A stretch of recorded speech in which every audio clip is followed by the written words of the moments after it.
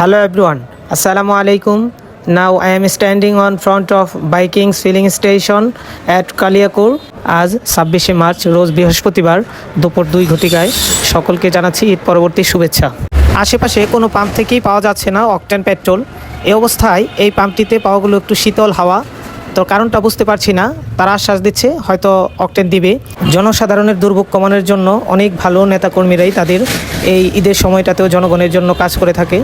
হঠাৎ করে আমার চোখে দৃষ্টি গেল পাম্পের দ্বিতীয় তলায়, গ্লাসের মধ্য দিয়ে আমি দেখতে পেলাম সেখানে হয়তো কোনো আলোচনা হচ্ছে।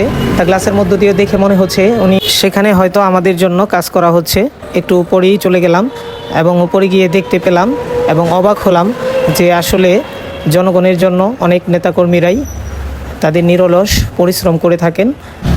ভিতরে যাওয়ার পর দেখতে পেলাম অতি চেনা একটি মুখ, গাজীপুরের অহংকার, আমাদের গাজীপুর 1 আসনের মাননীয় এমপি মহোদয়। দেখে মন জড়িয়ে গেল। এর ঠিক 5 থেকে 10 মিনিটের মধ্যেই প্রতিজনের জন্য 500 টাকার করে তেল বরাদ্দ হলো।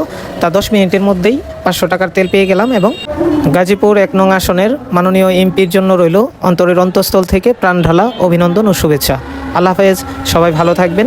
এরকম ভালো ভালো ভিডিও পাওয়ার জন্য আমাদের চ্যানেলটি সাবস্ক্রাইব করে রাখতে পারেন।